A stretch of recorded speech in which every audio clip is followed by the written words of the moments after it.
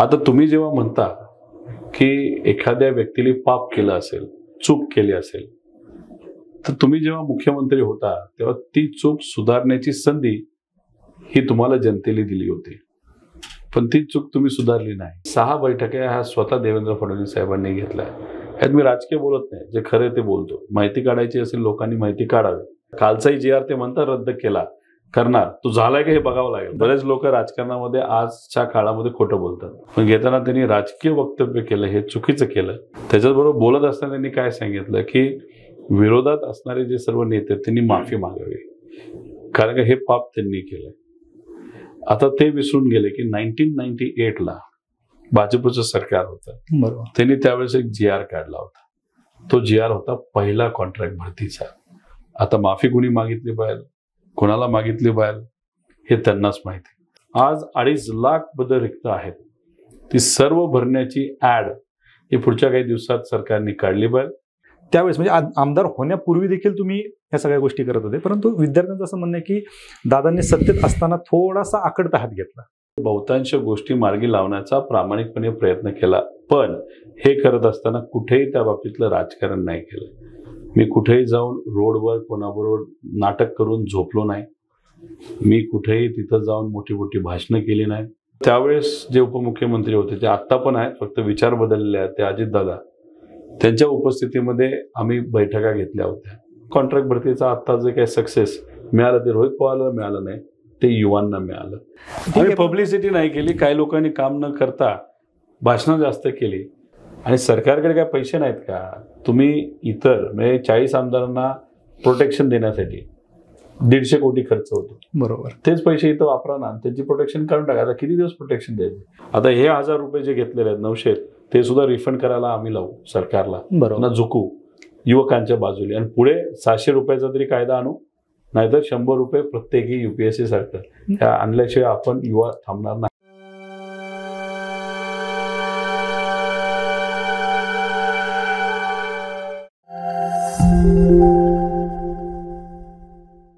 नमस्कार, मी किरण निंबोरे, वास्तवकट्टेवरती आपल्या सर्वांचं स्वागत.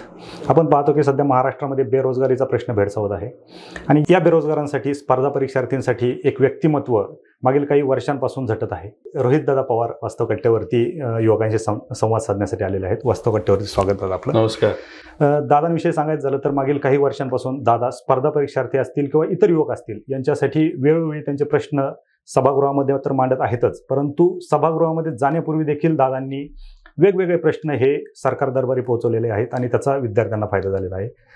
आत्ताही प्रश्न संपलेले नाही आहेत, कारण प्रश्न कितीही मांडले तरी प्रश्न संपत नाहीत आणि हे सगळे प्रश्न आता सरकार दरबारी मांडण्यासाठी दादांनी एक युवा संघर्ष यात्रा काढलेली आहे. दादा पुणे ते नागपूर या युवकांशी संवाद साधत त्यांच्या अडचणी जाणून घेत अधिवेशनापर्यंत पोहोचणार आहेत आणि अधिवेशनामध्ये ते प्रश्न आपल्याला ऐकायला मिळणार आहेत. निश्चितच या प्रश्नांना आपण जसं म्हणतो कुठल्या तरी प्रश्नाला उत्तर सरकारकडून येत असतं आणि उत्तराला सुरुवात झालेली आहे. कालच जो विद्यार्थ्यांचा मुख्य प्रश्न होता कंत्राटीकरण, ते कंत्राटीकरण सरकारने रद्द केलेलं आहे आणि ते का झालं का नाही हे आपल्या सर्वांना माहिती आहेच. दादा पुनश्च एकदा आपलं वास्तवकट्टेवरती स्वागत. दादा, आपण युवा संघर्ष यात्रा सुरुवात केली आणि म्हणजे माझ्या माहितीनुसार कदाचित सरकारने भीतीपोटी कंत्राटीकरण रद्द करण्याची काल प्रेस कॉन्फरन्स घेतली आणि त्या प्रेस कॉन्फरन्समध्ये तो विषय मांडला आणि कंत्राटीकरण रद्द केलं. तुम्ही कसं पाहता याच्याकडे? हे कसं आहे, मी अनेक वेळा अनेक ठिकाणी युनिव्हर्सिटी, कॉलेजेस, त्याच्याचबरोबर काही छोटे मोठे व्यावसायिक, मग आपले स्पर्धा परीक्षेचे सर्व विद्यार्थी असतील, तुमच्यासारखे या विषयामध्ये चांगलं काम करणारे सगळे मान्यवर असतील, अनेक वेळा संवाद साधला. महिला असतील, युवा असतील, वडीलधारी असतील, पण संवाद साधण्याचं कारण एकच होतं की अडचणी काय आहेत ह्या कुठेतरी समजून घेण्याचा प्रयत्न तिथं मी असेल आणि माझ्याबरोबर जे कोणी युवा कार्यकर्ते असतील, आम्ही सर्वांनी मिळून तो प्रयत्न केला. आता राजकारणामध्ये मी तसं बघितलं 2017ला आलो. बरोबर. जिल्हा परिषद पासून सुरुवात झाली. जिल्हा परिषद मध्ये तसं तुम्ही बघितलं तर मोठे मोठे जे विषय असतात त्याच्यामध्ये खरं तर लक्ष घालण्याची जरूरत नसते, कारण की जिल्हा परिषद तुम्ही बघितलं तर आमदारकीच्या फार 5 पट लहान असा बरोबर. तो विषय असतो. पण शेवटी 2007 पासून व्यावसायिक क्षेत्रामध्ये जेव्हा मी काम करायला सुरुवात केली त्यावेळेस मला अनेक अडचणी आल्या. त्यातून काही गोष्टी मी शिकलो. आता माझ्या कंपनीमध्ये 10,000 लोक काम करतात. त्यांच्या अडचणी समजून घेतो. तसंच रिसोर्सेसचं प्लॅनिंग कसं करणं, व्यवसाय सुरू करत असताना अडचणी काय येतात त्या कशा सोडवायच्या, आणि म्हणतो ना जेव्हा खूप अडचणी येतात त्यात खूप काही आपल्याला शिकायला मिळतं. त्यातून मी जात जात आतापर्यंत गेले अनेक वर्ष व्यावसायिक क्षेत्रामध्ये काम करत आलेलो आहे. तिथेही ज्या काही अडचणी असतात ह्या कुठेतरी मी समजून घेतलंय. आणि मग जेव्हा मी जिल्हा परिषद सदस्य झालो त्यानंतर 2019ला मला आमदार व्हायची संधी देण्यात आली. कर्जत जामखेडचे जे सर्व नागरिक आहेत त्यांनी मला प्रेम दिलं, आशीर्वाद दिला, म्हणून मी आमदार झालो. आणि आज माझी जी काही ओळख या महाराष्ट्रामध्ये आहे, देशामध्ये आहे, ती त्यांच्यामुळे आहे. आणि त्यासाठी मी कधीही त्यांचे ऋण आयुष्यात विसरणार नाही. मग अधिवेशनामध्ये गेल्यानंतर जेव्हा ज्या पद्धतीची चर्चा तिथं व्हायला पाहिजे ती चर्चा होत नव्हते. मग युवकांच्या खऱ्या मुद्द्यांवर, महाराष्ट्राच्या नागरिकांच्या अडचणीवर ज्या क्वालिटीची चर्चा, पॉलिसीचे निर्णय त्याच्यावर चर्चा हे कुठेही होताना मला तर काही दिसली नाही. विरोधामध्ये त्यावेळेस जो पक्ष होता, जो आज सत्तेत आहे, ते नेहमी जो गट नाही तर जो पक्ष हा महाविकास आघाडीमध्ये आला होता म्हणजे शिवसेना, त्याच्याबद्दलच आणि आमच्याबद्दलच राजकीय दृष्टिकोनात अधिवेशनामध्ये ते बोलत राहायचे. बरोबर. खरं तर अधिवेशनामध्ये राजकीय विषयावर कमी आणि महाराष्ट्राच्या हिताच्या पॉलिसीवर जास्त चर्चा करण्याची जरूरत होती. पण मग युवा म्हणून ज्यांनी जग बघितलंय, लोकात गेलोय, काय अडचणी आहेत ह्या समजून घेतल्यात, मला ते योग्य वाटलं नाही. माझं मत नेहमी हेच असायचं की आजचे काय प्रश्न आहेत, अडचणी आहेत त्याच्यावर चर्चा व्हायला पाहिजे होती. त्याच्यामध्ये काय आहे तर युवांचे प्रश्न हे खूप मोठे आहेत. त्याच्यामध्ये स्पर्धा परीक्षेच्या बाबतीत मी काय म्हणणार, तुम्ही जास्त अभ्यास केलेला आहे तर आपण नंतर चर्चा करूच. MPSCचे प्रश्न आहेत, UPSCचे प्रश्न आहेत, सरळ भरतीचे वेगळे प्रश्न आहेत, तसंच बेरोजगारीचा प्रश्न अतिशय मोठा आहे. आज इंजिनियर दरवर्षी 1.5 लाख पेक्षा जास्त इंजिनियर आपल्या महाराष्ट्रामध्ये दरवर्षी डिग्री घेतात. त्यात 48% बेरोजगारी इंजिनिअरिंगच्या विद्यार्थ्यांमध्ये आहे ना ते युवांमध्ये आहे. तसंच BA, BCom, MBA या विषयामध्ये सुद्धा अशीच परिस्थिती आहे. आणि मग ह्या सगळ्या विषयांवर, आरोग्यावर, शिक्षणावर, न्यू एज्युकेशन पॉलिसी आले त्याच्यावर, युनिव्हर्सिटीमध्ये जी मुलं शिकतात गव्हर्नमेंट, त्याचा दर्जा घसरत चाललेला आहे, त्याच्यावर कोणी चर्चा करत नाही. बरोबर. या सगळ्या गोष्टीकडे बघत असताना मला असं वाटलं, मी आता आंदोलन केलं, उपोषण केलं, MIDC साठी उपोषण केलं, नंतर या सर्व स्पर्धा परीक्षेच्या विषयासाठी महात्मा फुले वाड्याच्या इथं आपण सर्वजण बसून तिथं उपोषण केलं. पण त्याच्यातून काय मार्ग निघत नव्हता. मी एकटाच काय, आपल्यातल्या पण विविध संघटना असतील, युवा असतील, त्यांनी सुद्धा अनेक वेळा संघर्ष केला, उपोषण केलं, पण त्यातून काही मार्ग निघाला असं नाही. मग कुठेतरी असं आम्हा सगळ्या युवकांना वाटलं की आपण संघर्ष करूया, पण जो संघर्ष आज महाराष्ट्रातली जनता करते, मुलं करतात, मुली करतात, त्यांचे आई वडील करतात, कारण शेवटी स्वप्न हे फक्त मुलांचं नसतं, आई वडिलांचंही असतं. त्यांच्या संघर्षासमोर आम्ही जी संघर्ष यात्रा काढलेली आहे त्यातला संघर्ष फार लहान आहे. पण त्या म्हणजे नागरिकांच्या संघर्षाचे एक प्रतीक म्हणून आम्ही युवा संघर्ष यात्रा काढलेली आहे. 800 किलोमीटरची आहे. पुण्यातून 25 ऑक्टोबरला त्याची सुरुवात होणार तुळापूर पासून, आणि मग 7 डिसेंबरला जेव्हा हिवाळी अधिवेशन नागपूरला सुरू होणार आहे, सगळे मुद्दे तिथे मांडावे लागतील. बरोबर. तिथं ती समाप्ती होईल. 24ला आशीर्वाद दिवस आम्ही दसऱ्याच्या दिवशी ठेवलेला आहे.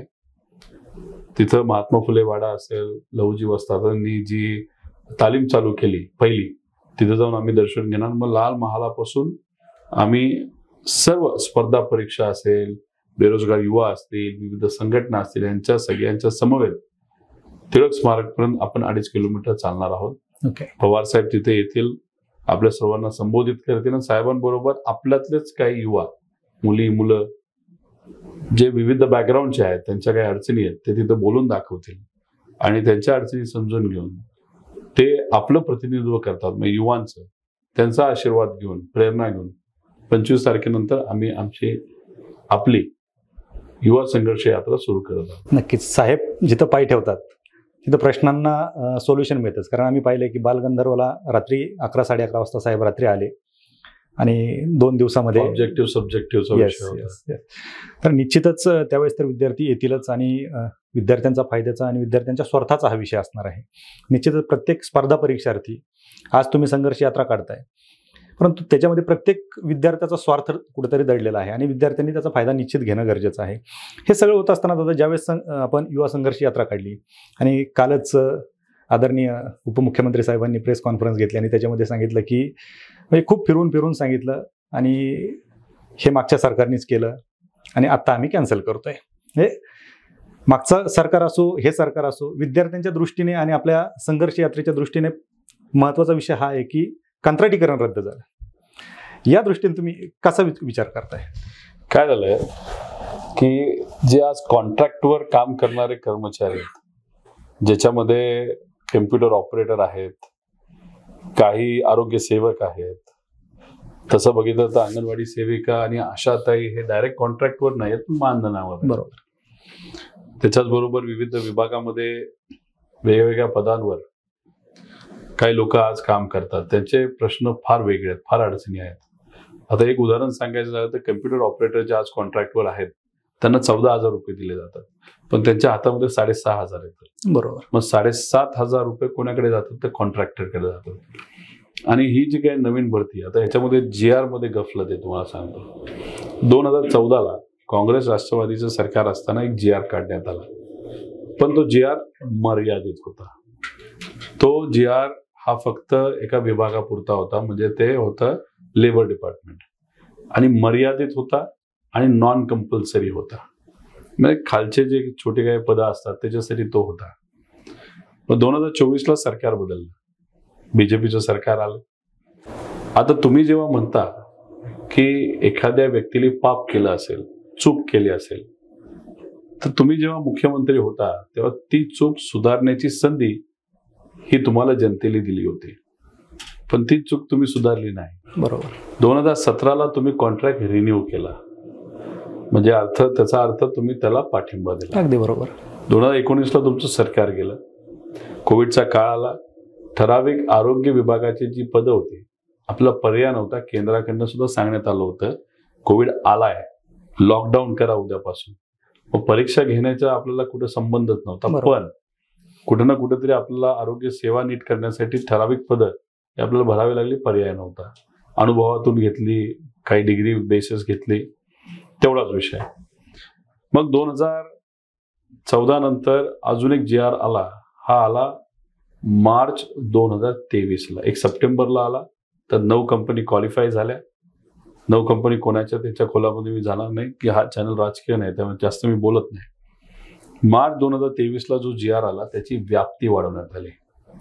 जळगावला तुम्ही एक ऍड बघितली असेल तहसीलदारची, तसं ते परमनंट पद आहे. बरोबर. तसं ते क्लास 1चं पद आहे, ते महत्वपूर्ण पद आहे. तहसीलदार पदाच्या मदतीने अनेक गरीब लोकांना आपल्याला विविध पद्धतीने सेवा रेव्हेन्यू विभागाची देता येते. असं पद तुम्ही जेव्हा कॉन्ट्रॅक्टवर काढता म्हणजे काहीतरी GR मध्ये बदल झाला. तो झाला मार्च 2023ला. बरोबर. याच्यासाठी 6 बैठका ह्या स्वतः देवेंद्र फडणवीस साहेबांनी घेतल्या. यात मी राजकीय बोलत नाही, जे खरे ते बोलतो. माहिती काढायची असेल लोकांनी माहिती काढावी. आणि त्यानंतर हा GR काढण्यात आला, त्याची व्याप्ती वाढवली, सर्व विभागाला कंपल्सरी करण्यात आलं. आधीच्या काळात कंपल्सरी नव्हतं. त्यानंतर तिथे असणारे जे प्रमुख आहेत, जे मंत्री आहेत, त्यांना अधिकार दिले, जो कॉन्ट्रॅक्टर तुम्हाला बरा वाटतो त्याला तुम्ही घ्या. मग आता हे बदल तुम्ही केले. मग काल तुम्ही पत्रकार परिषद घेत असताना, आता पत्रकार परिषद का घ्यायला लागली त्याच्या मागे सुद्धा कारण आहे. एक तर अधिवेशनामध्ये हा मुद्दा आम्ही सर्वांनी मिळून पोलीस भरतीच्या बाबतीत घेतला होता. बरोबर. तेव्हा त्यांनी सांगितलं नाही होणार नाही, अजिबात काळजी करू नका. पण ते व्हायला नाही, तर त्याचे काही GR तो कॅन्सल नाही केला त्यांनी, तसंच तो पुढे चालू ठेवला. आता कालचाही GR ते म्हणतात रद्द केला, करणार, तो झालाय का हे बघावं लागेल. बरेच जोपर्यंत घोषणा येत नाही तोपर्यंत बरेच लोक राजकारणामध्ये आजच्या काळामध्ये खोटं बोलतात. आता त्याच्यामध्ये नंतर आपण उपोषणाला बसलो होतो त्यावेळी हा मुद्दा घेतला होता. 3 ऑक्टोबरला आपण यात्रा सुरू करणार हे डिक्लेअर केलं. ते का डिक्लेअर केलं? कारण महात्मा फुलेंच्या वाड्याच्या इथं आपण बसलो असताना, आपण म्हणजे युवा, तेव्हा आपण असं सांगितलं होतं की हे मुद्दे जर पुढच्या काही दिवसात तुम्ही हाती नाही घेतलं तर आम्ही काहीतरी मोठं करू. मग आपण युवा संघर्ष यात्रा 3 ऑक्टोबरला, 2 ऑक्टोबरला जाहीर केलं की आम्ही काहीतरी 3 ऑक्टोबरला पब्लिक मध्ये जाऊन प्रेस कॉन्फरन्सच्या माध्यमातून सांगू आणि 3ला आपण डिक्लेअर केलं. 9 तारखेला आपण काय मुद्दे आहेत ते मुद्दे त्याच्यामध्ये घेतले. त्याच्यामध्ये कॉन्ट्रॅक्ट भरतीचा GR कॅन्सल करावा असं आपण सांगितलं होतं. त्यानंतर आपण 9098390983 असा एक नंबर काढला मिस कॉलला. तेव्हा आतापर्यंत लाखोंमध्ये मिस कॉल आलेले आहेत. साहेबांनी स्वतः मिस कॉल दिलाय, सुप्रियाताईंनी अनेक नेत्यांनी दिला. त्यानंतर आपण वेबसाईट काढली, त्याच्यावर खूप रजिस्ट्रेशन आलं. आम्हाला असं वाटत होतं आणि आत्ताही वाटतं की 150 लोक आमच्यावर चालली पाहिजे, पण आमच्या बरोबर चालायला इच्छुक 650 लोक आहेत. त्यातून 101 थोडंसं आरोग्याचे कारण, विविध कारणांमुळे ते चालू शकणार नाही. तर 550चा आकडा गेलाय. आम्हाला तो 150 वेळा आणायचा आहे. तिथेही आम्हाला आता हेडेक झालेला आहे. प्रतिसाद इतका चांगला मिळायला लागला. त्यानंतर आपल्यातलेच काही सामाजिक कार्यकर्त्यांबरोबर एका दिवशी पुण्यामध्ये 45 लायब्ररी आपण केल्या. म्हणजे 2रा मजला, 3रा मजला, तिथे जाऊन लोकांशी संवाद साधला. आणि मग ह्या सगळ्या गोष्टीनंतर आपल्याबरोबर एक अधिकारी होता पोलीस, तो आम्हाला माहित नव्हतं, नंतर काय आलं, त्याला एक रिव्ह्यू घेतला. काही आमदार जे स्पर्धा परीक्षेच्या बाबतीत काही लोकांबरोबर सातत्याने संपर्कात असतात त्यांनी रिव्ह्यू दिला. आणि जे महाराष्ट्राचे प्रमुख विभाग आहे आतली माहिती देण्याचं, पोलीस विभाग, खुफिया विभाग, त्यांनी सरकारला सांगितलं की हा विषय आता आपल्या हातात राहिलेला नाही, तुम्हाला या बाबतीत काहीतरी निर्णय घ्यावा लागेल. त्यात अनेक निर्णय घ्यावे लागतील, पण कुठला तरी द्या, म्हणजे कुठेतरी वातावरण वेगळं होईल म्हणून काल निर्णय त्यांनी तिथं घेतला. पण घेताना त्यांनी राजकीय वक्तव्य केलं, हे चुकीचं केलं.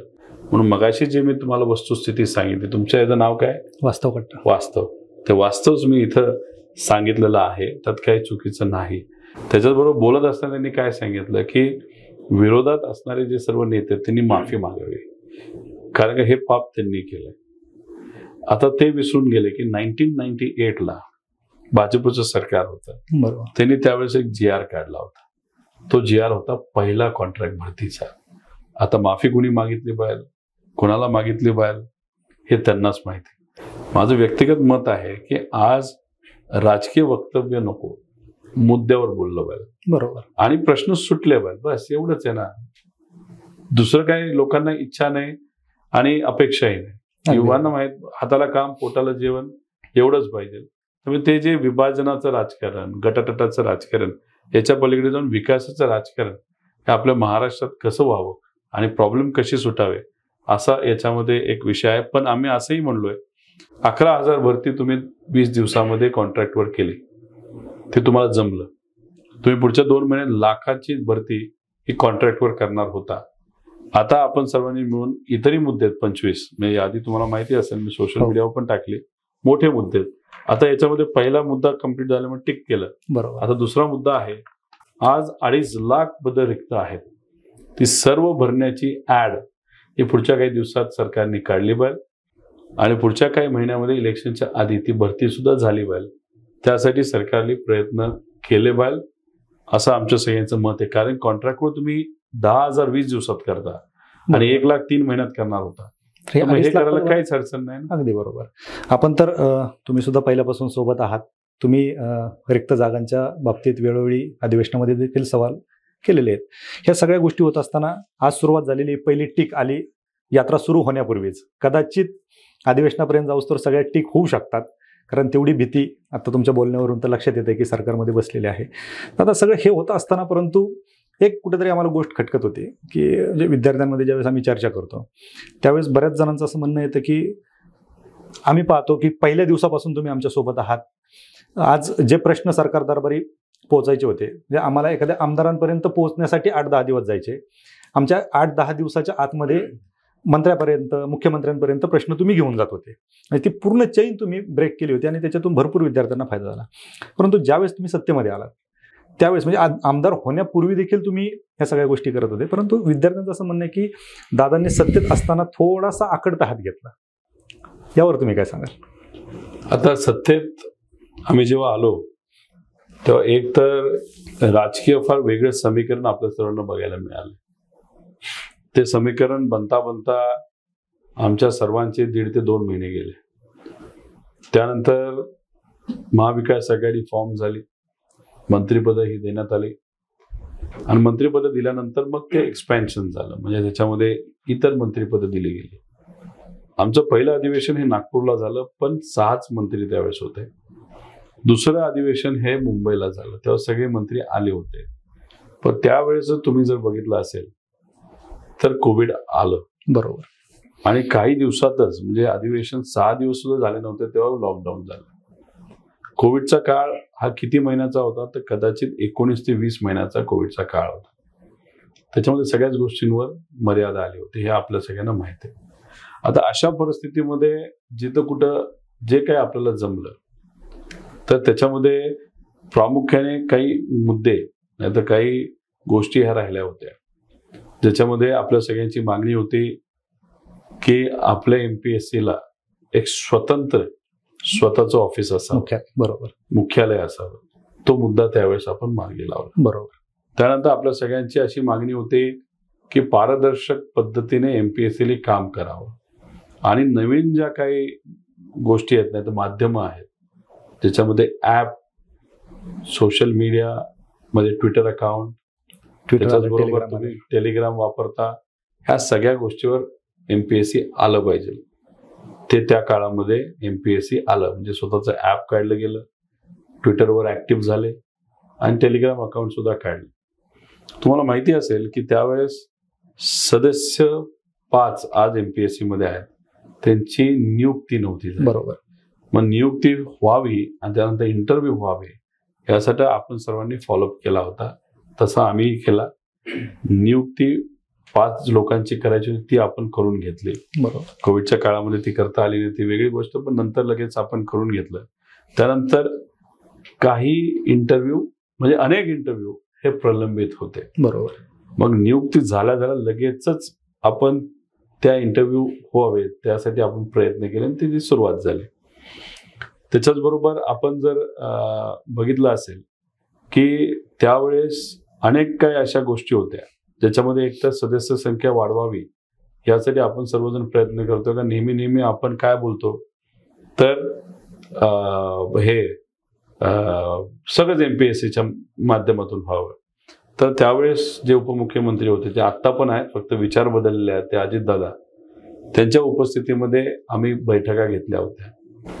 तुम्ही जर मिनिट्स बघितले, मिनिट सुद्धा आत्ता आहेत, त्याच्यामध्ये 5 सदस्य संख्यावरनं 21 सदस्य संख्या करण्याची बैठक आम्ही लावली. मिनिट झाले आणि जेव्हा मिनिट सरकारमध्ये होतात त्याची पुढची स्टेप्स असते लागू करणं. ठीक आहे, सरकार बदललं ती वेगळी गोष्ट आहे. आम्ही म्हणत होतो, तुम्ही म्हणत होता MPSCच्या माध्यमातून त्या सगळ्या गोष्टी व्हाव्या आणि ते त्यावेळेस आपण बऱ्यापैकी मार्गी लावलं होतं. पण ठीक आहे, या सरकारमध्ये ते थांबलं ती वेगळी गोष्ट आहे, पण ते करून घेऊ आपण. त्याच्याच बरोबर टाइम टेबलचा एक मुद्दा होता. पूर्वीच्या काळामध्ये कधी काय होणार आहे, कसं होणार आहे, तुमच्या सगळ्यांची मागणी होती की वर्षभर आधी आम्हाला टाइम टेबल UPSC सारखा काढावा. ते आपण त्यावेळेस करून घेतलं होतं. तुम्हाला आठवतंय का नाही मला माहिती नाही. त्यानंतर काही रखडलेल्या भरत्या होत्या, जसं की EWS कोट्यामुळे 600 का 650 PSI का कोणचं एक रखडलं होतं, तो मार्गी लागला. ठीक आहे, त्यातले 65 लोकांचं राहिले, तेही आपण मार्गी लावू. त्याच्याच बरोबर MPSCच्या माध्यमातून जे आपलं हा विभाग आहे, औषध विभाग का काय, तर त्याचे कुठलं तरी पदाची भरती राहिली होती, ती सुद्धा MPSC कडनं आपण करून घेतली. हे काही बरेच म्हणजे अजून आकडे काढायला गेलं तर मला काय सांगायचंय, 19 महिने सोडले तर जेवढा काही काळ आम्हाला मिळाला, पुढचे 9 महिने का 10 महिने, त्याच्यामध्ये बहुतांश गोष्टी मार्गी लावण्याचा प्रामाणिकपणे प्रयत्न केला. पण हे करत असताना कुठेही त्या बाबतीतलं राजकारण नाही केलं. मी कुठेही जाऊन रोडवर कोणाबरोबर नाटक करून झोपलो नाही. मी कुठेही तिथं जाऊन मोठी मोठी भाषणं केली नाही. तिथं कुठेही जाऊन त्या काळामध्ये उगाचच काहीतरी बोलायचं म्हणून तिथं कुठेही बोललो नाही. शांततेत आपल्यासारखे जे काही अभ्यासू लोक आम्हाला भेटत होते त्या मंत्र्यांकडे तुम्हाला घेऊन जाऊन ते कसं मार्गी लावता येईल यासाठी आपण प्रयत्न केले. नवीन मंत्र्यांना जाऊन आम्ही भेटलो. त्यानंतर 65 जे EWS कोट्याचे आणि अजून काहीतरी 94 का कोणतरी आहेत त्यासाठी सुद्धा पाठपुरावा केला. अजितदादांना परत पत्र दिलं की दादा 21 लोकांना नियुक्ती म्हणजे त्या ह्याची सदस्य संख्या 21 करण्याचे मिनिट झालेत एमपीएससीचं. तिथं आपल्याला पाठपुरावा करावा लागेल. एमपीएससीचं बजेट 60च कोटी आहे आणि आता जे टाटाला म्हणजे TCS कडनं आपण जी भरती करतो ते 1500 कोटी कमवणार आहे. तर 60 कोटी फक्त बजेट एमपीएससीचं. ते 400-500 कोटी करून जे काही इन्फ्रास्ट्रक्चर आपल्याला लागणार आहे ते सगळं उभं केलं तर हा विषय आपला मार्गी लावू शकतो. ठीक आहे, त्यानंतर खूप काय झालं असं मी म्हणत नाही. आणि दुसरं, आदरणीय पवार साहेबांनी स्वतः लक्ष घालून आपला ऑब्जेक्टिव्ह आणि सब्जेक्टिव्हचा आता जो विषय होता नाही का, ते सुद्धा तुम्हाला माहिती आहे तर मी काय बोलणार नाही. साहेबांनी स्वतः लक्ष घातलं. त्यानंतर परत एक मुद्दा आपल्या सगळ्यांचा होता, तो एक कुठला तरी मुद्दा होता, कंबाईन एक्झाम होती, त्याचे सेपरेट रिझल्ट लावणार, एकच रिझल्ट लावण्यासाठी एकच लावा. सेपरेटली रिझल्ट लावले असते तर फक्त एक 10-12 हजार विद्यार्थी, आता 92,000 विद्यार्थी. कट ऑफ एकत्र लावण्याचा काहीतरी एक मुद्दा होता. जेव्हा मी काही कारणास्तव इथं आलो होतो तेव्हा त्यांनी मला सांगितलं होतं. तोही मुद्दा आपण मार्गी लावला. त्यानंतर एक हे जे होते आपले जलसंपदा विभागाची मुलं 600 उपोषणाला बसले होते, नियुक्त्या झाल्यानंतर कोर्टात तो विषय होता. त्यांचा फोन आला तर मग मी मुंबईलाच होतो. योगायोगाने अधिकाऱ्यांशी मी बोललो, मग दीपक साहेबांशी सेक्रेटरींशी बोललो, विनंती केली. हे 600 बसलेत, पाऊस चालू आहे, मुली पण आहेत. एका मुलीचा व्हिडिओ स्प्रेड झाला होता, तो माझ्याकडे आला होता. अक्षरशः कुठंतरी एक म्हणतो ना भावनिक होतो. मग मी तो दीपक सरांना दाखवला, तो त्यांनी बघितलं, त्यांनी विनंती केली. आम्ही लक्ष देऊन आहोत, आम्ही वकील बदलायला पण तयार आहोत. आणि मग त्यांनी त्याच्यामध्ये काय केलं, सप्टेंबरमध्ये हिअरिंग होऊ शकलं नाही, मग ऑक्टोबरमध्ये झालं. आणि कालच 750 पैकी काहीतरी 52 सोडून त्यात एक विषय आला. आता मला ते भेटले, तोही मी अधिकाऱ्यांना लगेच बोललो, तोही मार्गी 18 तारखेला लागतोय. पण 52 सोडून बाकीच्यांना नियुक्त तिथे मिळाले. आता हे बघा, ह्याच्यात मी क्रेडिट कुठेही घेत नाही.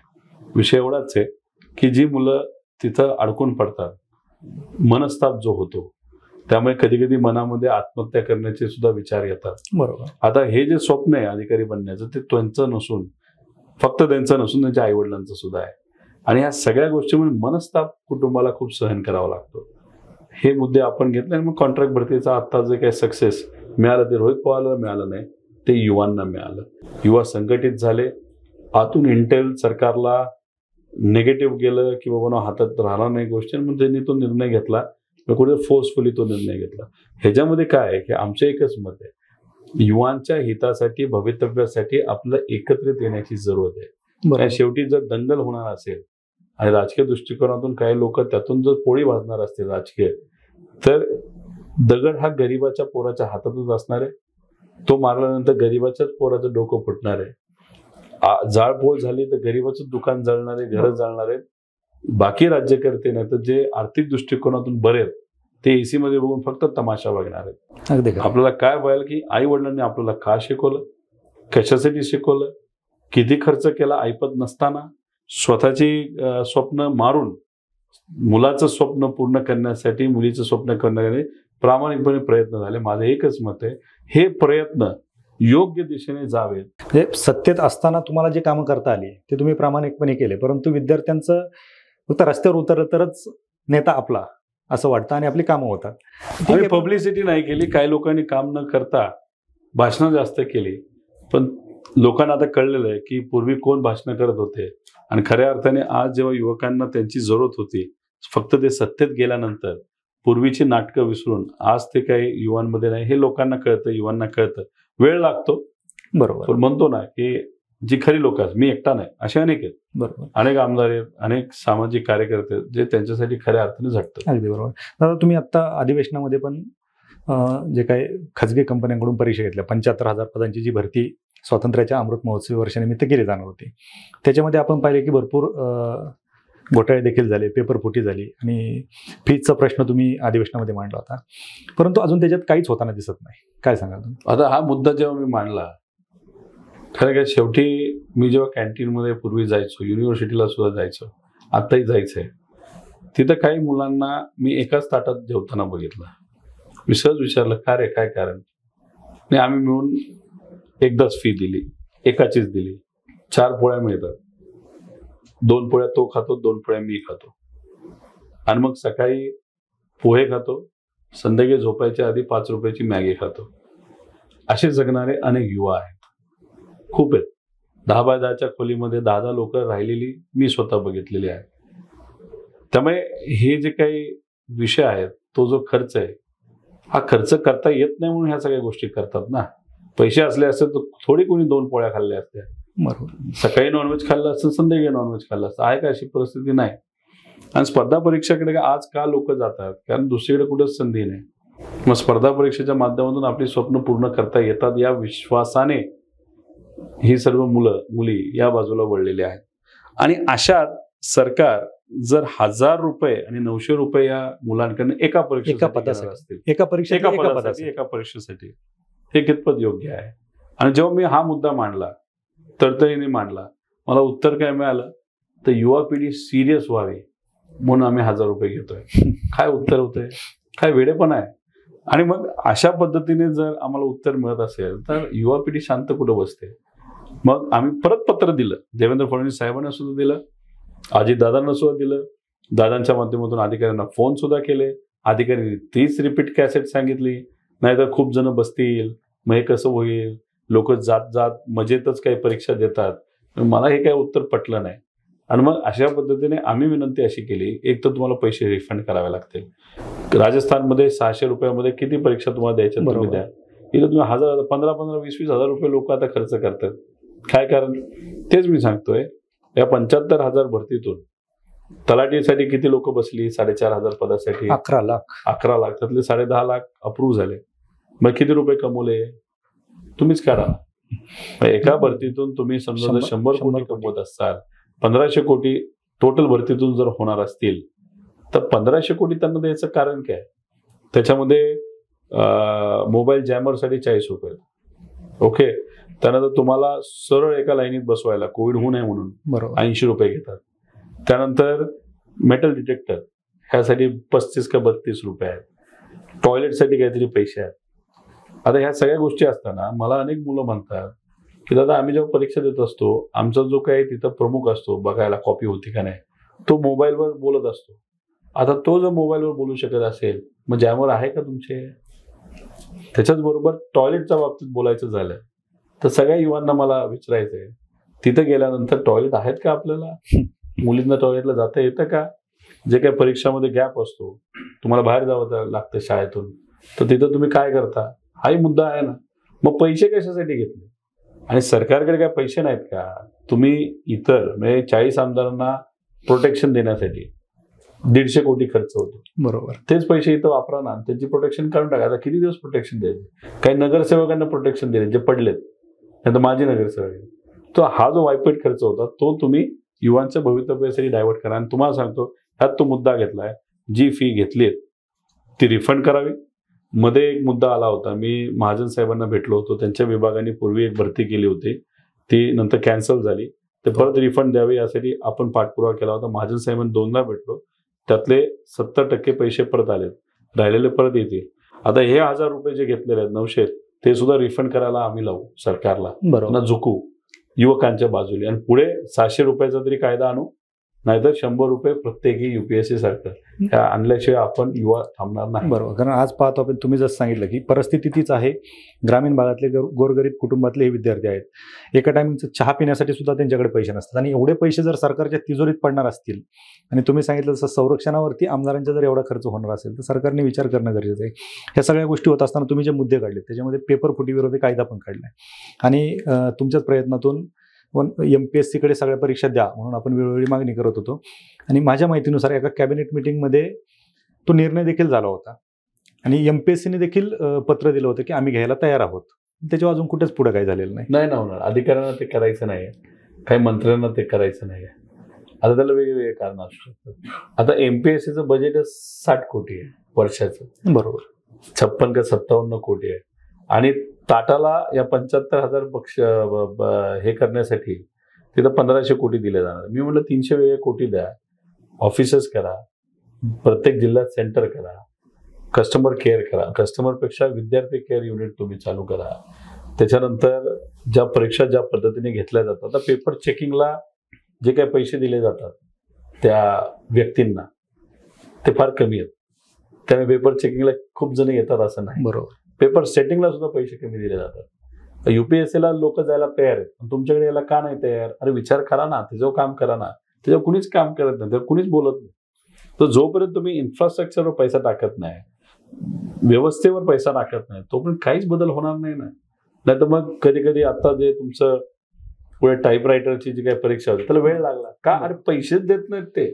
बरोबर. मग सरकारकडनं पैसे घ्या, इन्फ्रास्ट्रक्चर करा, आणि पटपट पटपट कसं तुमचे इंटरव्ह्यू होतील, पटपट तुमच्या टेस्ट कशा होतील, यासाठी इन्फ्रास्ट्रक्चर. आता प्रायव्हेट कंपनीला जमतंय, त्यामुळे सरकारला जमणार नाही का? नाही तर एमपीएससीला जमणार नाही का? जमणार ना, पण इन्फ्रास्ट्रक्चर दिलं तर जमणार. एमपीएससी तयार आहे ना, पण काही लोकांना नको आहे ते. बरोबर. त्याच्यामध्ये फार मोठी लॉबी आहे. बरोबर. आज तुम्ही जे सांगितलं टायपिंगचं, यापूर्वी जी परीक्षा झाली त्याच्यामध्ये जवळजवळ 1,500 कॅन्डिडेटची परीक्षा घ्यायची होती.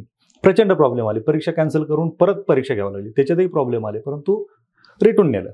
आता तर जवळजवळ 20,000 ते 25,000 विद्यार्थ्यांची टायपिंग टेस्ट घ्यायची, ती स्किल टेस्ट म्हणतो आपण त्याला. तर 1,500 कॅन्डिडेटची परीक्षा घेणं तुम्हाला अवघड गेलं. आता 2200 जणांची प्रॉब्लेम आला का आणला गेला, आणि प्रॉब्लेम जेव्हा येतो तेव्हा मग सोल्युशन आता काय निघणार? एका प्रायव्हेट कंपनीला तुम्ही आणा, त्यांच्याकडनं करून घेऊ, कारण 1500 तुम्हाला जमलं नाही तर 20,000 कसं जमणार? एक सहजपणे उत्तर तिथं दिलं जातं. त्याच्याच बरोबर तुम्ही जर बघितलं तर एमपीएससी मध्ये सुद्धा कुठेतरी ताटाला आणलं गेलंय. मग हळूहळू प्रायव्हेटायझेशन एमपीएससी मध्ये सुद्धा तिथं करण्याचा विचार केला गेला. प्रायव्हेटायझेशन केल्यानंतर प्रॉब्लेम काय होतो? तलाठी भरतीमध्ये काही लोकांना फोन आले असतील, तुम्ही विचारा, मलाही विचारू नका, कोणाला तलाठी भरतीचा ज्यांनी प्रोग्राम केलाय, 22 लाखाला एक पद गेलंय आणि 30 लाखाला एक पद गेलंय. जे मापम घोटाळा झाला होता बघा मध्य प्रदेशमध्ये, त्याचीच एक छोटीशी कंपनी घोटाळा करणारी, 5 कंपन्यांमधली एक कंपनी इथं आली होती. ते आपण नंतर हाणून पाडलं. ते 100 कोटी सुद्धा आणायचे, आपण प्रयत्न करू. तर मग ह्या कंपनी आल्यानंतर जर एखादं पद 30-30 लाखाला गेलं, तो जो तलाठी झाला, आणि त्यानंतर जेव्हा लोकांची सेवा करण्यासाठी तो रुजू होईल, थोडी गरीबाचं काम करणार आहे, तो 30 लाख वसूल करायचे, नंतर बघू. बरोबर. त्याच्यात आम्ही ज्याचा विरोध करत होतो तो म्हणजे पेपर फुटीचा. ज्या व्यक्तीने पेपर फोडले, ज्याच्यावर एफआयआर झाला, त्याचंच नाव शेवटच्या यादीमध्ये आलं. बरोबर. बघा ना काय चाललंय. आणि ह्याच्या कुणीच बोलायला तयार नाही. ह्याच्यावर बोललं पाहिजे का? पैसे देऊन जर अधिकारी व्हायला लागले तर ते सामान्य लोकांचं कधीच काम करणार नाही. बरोबर. ज्यावेळेस हे पेपर फुटीचा विषय चालला होता, पोलिसांनी एक आरोपी अटक केला, रेड हँड पकडला, एफआयआर झाला. कसा एफआयआर झाला हे सांगितलं, त्याला पकडलंय. आणि तिसऱ्या दिवशी अधिवेशनामध्ये आपल्या राज्याचे उपमुख्यमंत्री साहेब देवेंद्र फडणवीस साहेब मांडला होता, तुम्ही तो विषय मांडला, त्याला उत्तर देताना ते काय बोलले होते की पेपर फुटलाच नाही. मग पेपर ज्या खात्याचे तुम्ही मंत्री आहात त्याच खात्याच्या पोलिसांनी आरोपीला पकडलंय, मग त्याला का पकडलं? आणि तुम्ही एका बाजूला म्हणताय पेपर. त्यांनी अजून एक सांगितलं की ज्या पत्रकारांनी ती बातमी दिली त्याच्यावर हक्कभंग चेष्टाच नाही. आता ह्याच्यात काय होतं सांगतो, की जेव्हा एका मोठा नेता असा म्हणतो की अरे नाहीच झालं, तर जे करणारे आहेत ना त्यांचं मनोबल वाढतं. बरोबर. आणि मग इतकं ते मनोबल वाढलं की एमपीएससी मध्ये सुद्धा पेपर फुटी व्हायला लागली. एक झाला होतो बघा प्रकरण. बरोबर. ते पॉवर काय कुठलं दिले ह्याला, कुठल्या ते विभागामध्ये चोरी एमपीएससीलाच केली तर ती चोरी झाली. म्हणजे मनोबल तुम्ही वाढवण्याचा प्रयत्न करत आहात. त्याचं मनोबल इतकं वाढलं की तलाठीमध्ये ज्यांनी चोरी केली, ज्याच्यावर एफआयआर झाला, त्याचंच नाव फायनल यादी आलं. त्यामुळे पेपर फुटीवर कायदा करणं ही भीती वाटली पाहिजे ना त्या कायद्याची. ट्रान्सपरंट कायदा असावा. राजस्थानने केलाय, अजून एक बीजेपीचं एक राज्य आहे त्यांनी ते केलंय. मग आपल्याला करायला काय हरकत आहे? इतका कायदा कडक करा की भीतीच वाटली पाहिजे. पकडलं म्हणजे आज जाऊ आपण 10 वर्षासाठी. ती भीती असल्याशिवाय पेपर फुटी थांबणार नाही. बरोबर. म्हणजे वरद हस्त जोपर्यंत आहे तोपर्यंत खालची टीम भीत नाही. पण त्या वरद हस्तामध्ये प्रॉब्लेम काय आहे? काही नेत्यांचा आणि ठराविक लोकांचाच फायदा होतो. बरोबर. तर ते मोठे होतात, त्यांची मुलं बाहेर जाऊन मोठ्या मोठ्या कॉलेजमध्ये शिकतात आणि सामान्य लोकांची मुलं तशीच राहतात. बरोबर. आता हॉस्पिटलच्या बाबतीत 26 असे हॉस्पिटल आहेत जे या सरकारने आता पैसेच देत नाहीत. का? आम्ही तर सरकारचा विरोध करतोय. आमचं मत काय आहे? तुम्ही हॉस्पिटल आपलं थांबवत आहे, 30% काम झालंय, 1 रुपया निधी दिला नाही, नुकसान कोणाचं होणार आहे? नेत्याची मुलं जातील ना प्रायव्हेटमध्ये. बरोबर. गरीबाची मुलं ज्या त्या हॉस्पिटलमध्ये जाणार आहेत त्यांना नाही ना जाता येणार, कामच होणार नाही. म्हणून अनेक वेळा आपल्या या देशामध्ये राज्यामध्ये कामं 10-10 वर्ष होत नसतात. का? राजकीय द्वेष नाही तर पैसा जो खऱ्या अर्थाने शिक्षणावर युनिव्हर्सिटीवर, हॉस्पिटलवर, जिथं गरिबाचा खर्च अतिरिक्त होता अशाच संस्थेत न जाता तो दुसरीकडेच जातो. अगदी आणि बरोबर. त्याचा काहीच फायदा आपल्याला होत नाही. अगदी बरोबर. दादा, विषय खूप आहेत, तुम्ही विषय सगळे घेतलेले आहेत. तुम्ही पदयात्रा जी काढली, युवा संघर्ष यात्रा जी काढली, म्हणजे तुम्ही सगळे विषय छेडत विद्यार्थी असतील, युवक असतील, यांच्या सगळ्यांच्या मागण्या घेऊन तुम्ही अधिवेशनापर्यंत पोहोचताय. निश्चितच हा युवा वर्ग तुम्हाला साथ देईलच, कारण स्वतःचा विषय आहे, स्वतःच्या स्वार्थाचा विषय आहे. आणि मी देखील आव्हान करेल की युवा वर्गाने निश्चित या यात्रेमध्ये सामील झालं पाहिजेत. जर यात्रेमध्ये रस्त्यामध्ये जर यात्रेमध्ये सामील व्हायचं असेल तर विद्यार्थ्यांनी किंवा युवकांनी कसं सामील झालं पाहिजे आणि तुम्ही काय आव्हान कराल त्यांना? मी एवढंच म्हणेल की एकतर पुणे शहरामध्ये 24 तारखेला दसऱ्याचा दिवस आहे आणि त्या दिवशी आपण एक आशीर्वाद यात्रा काढत आहोत. सकाळच्या सत्रामध्ये आपण महात्मा फुले वाड्याला जाऊन तिथंच अभिवादन करणार आहोत, दर्शन घेणार आहोत. लहुजी वस्तादांनी जी पहिली तालीम केली तिथं जाऊन दर्शन घेणार. डॉक्टर बाबासाहेब आंबेडकरांचं दर्शन आपण घेऊ.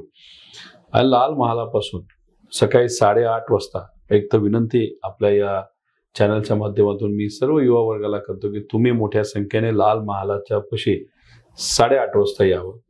8:30 पासून ते 10 पर्यंत आपण टिळक स्मारकला चालत जाणार आहोत 2.5 तासात.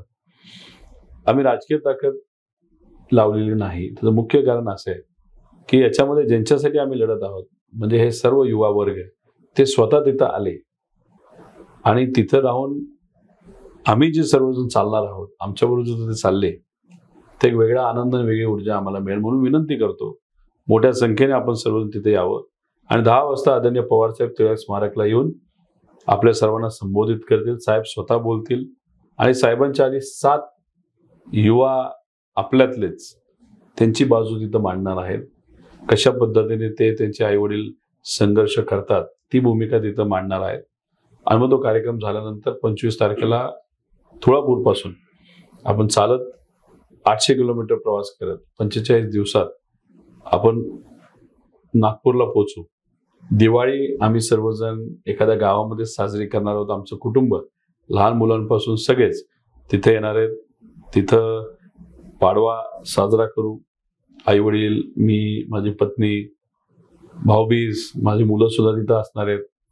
त्याच्याचबरोबर माझी बहीण तिथे येणार आहे आणि माझ्याबरोबर चालणारे प्रत्येक व्यक्ती, रोहित पाटील सुद्धा आहेत आणि अनेक असे मान्यवर आहेत जे तिथे चालणार आहेत, जुळत जाणार आहेत. तुम्ही जिथं कुठे जुळू शकाल मिस कॉल द्या 9098390983 वर. वेबसाईटवर जावा, सोशल मीडियावर ऍक्टिव्ह राहा. जास्तीत जास्त लोकांपर्यंत हा मुद्दा, हे सर्व विषय घेऊन कशी जाता येईल याचा प्रयत्न करा. पण 24 तारखेला लाल महालापाशी सुट्टी आहे, दसऱ्याचा दिवस आहे.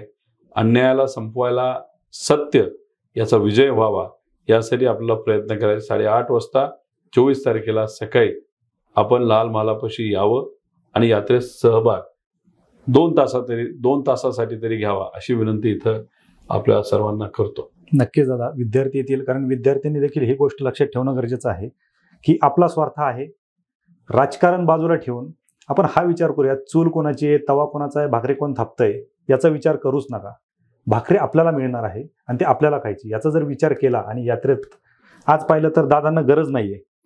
दादांना जर आमदारकी आणायची म्हटलं, आमदार व्हायचं म्हटलं तर त्यांना बाकी भरपूर गोष्टी आहेत, बाकी भरपूर विषय आहेत, परंतु युवांचा विषय पक्षाचा बॅनर न घेता दादा मांडत आहेत. दादा चालणार आहेत, 800 किलोमीटर चालणार आहेत.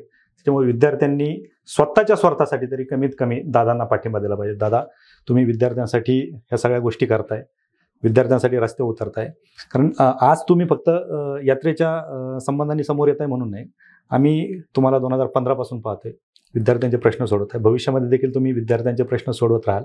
आपण वास्तव कट्ट्यावरती आलात आणि या संवाद यात्रेविषयी आणि स्पर्धा परीक्षेतला आणि या युवांचं वास्तव मांडलं, त्याबद्दल आपलं खूप खूप तुमच्या चॅनलचं आभार, अभिनंदन की तुम्ही खूप चांगल्या पद्धतीने गेले अनेक वर्ष काम करत आहात. तुम्हाला प्रतिसादही युवांचा चांगला मिळतोय कारण तुम्ही वास्तव मांडत आहात, खऱ्या गोष्टी मांडत. तुम्हालाही अभिनंदन आणि शुभेच्छा. थँक्यू.